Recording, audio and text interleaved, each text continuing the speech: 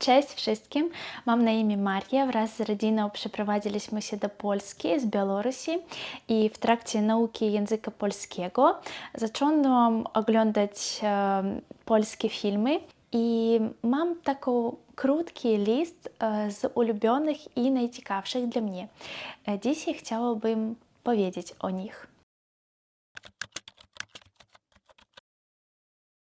Zacznę od pierwszego, najsmutniejszego i najtrudniejszego do uchwycenia, ale moim zdaniem ten film powinien obejrzeć każdy człowiek, żeby lepiej rozumieć polską historię i zapoznać się z twórczością Andrzeja Wajdy.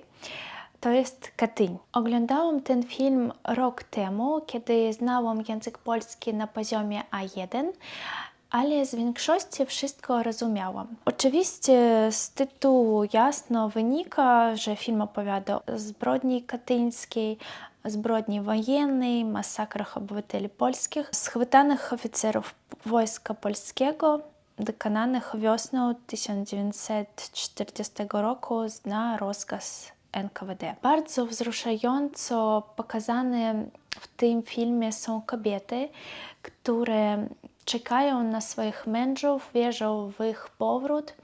I wiecie, zazwyczaj filmy mają happy end. Wszystko jest dobrze, główni bohaterowie nie umierają i tu też czekasz, że wszystko będzie dobrze, bo po prostu przyzwyczajasz do głównych bohaterów, jesteś przypojony szacunkiem, miłością do nich. I tu w końcu widzisz, jak ich zabijają z torbą na głowie. To taki szok.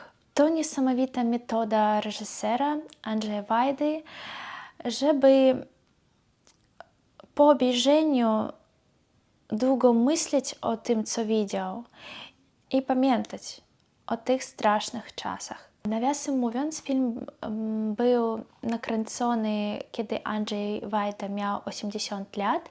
Film dedykowany jest rodzicom reżysera.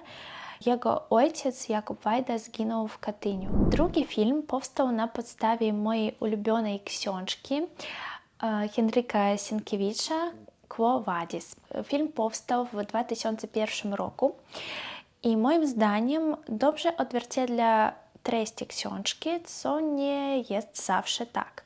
Film o ostatnich latach panowania okrutnego rzymskiego cesarza Nerona i o początkach szerzenia się chrześcijaństwa i oczywiście o miłości. Moim zdaniem aktorzy są bardzo trafnie dobrani. Szczególnie lubię Ligię.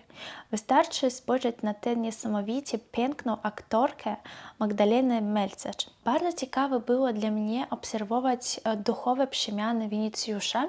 Do niedawna poganin, żartowniś, człowiek, mężczyzna, który wykorzystywał kobiet kiedy i jak chciał, stopniowo przemienia się w potulnego chrześcijanina, wiernego jednej kobiecie. Zaskoczyło mnie, że w Polsce dzieci czytają tę książkę w 8 klasie w ramach lektury. Nie wiem, może tutejsze dzieci są bardziej dojrzalsze w tym wieku, bardziej świadome, ale pamiętam, kiedy ja byłam w 8 klasie, myślę, że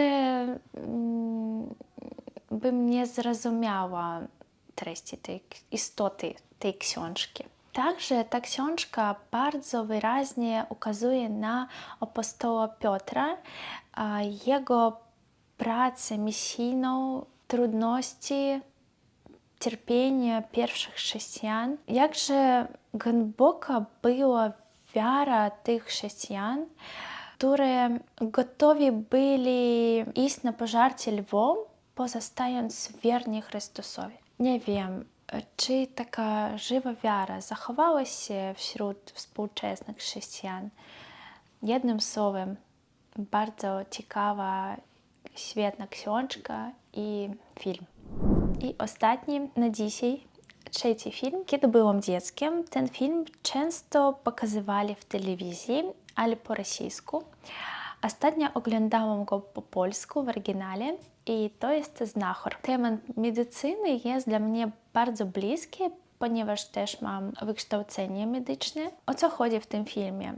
Główny bohater, bardzo znany i utalentowany lekarz, chirurg, profesor, traci pamięć i zostaje włóczęgą. Znajduje schronienie w domu młynarza we wsi, pomaga mu w gospodarstwie domowym i stopniowo zaczyna wykazywać się wiedzą medyczną, lecząc nawet syna młynarza, który nie mógł chodzić. Kolejki pacjentów ustawiają się do niego jak do uzdrowiciela.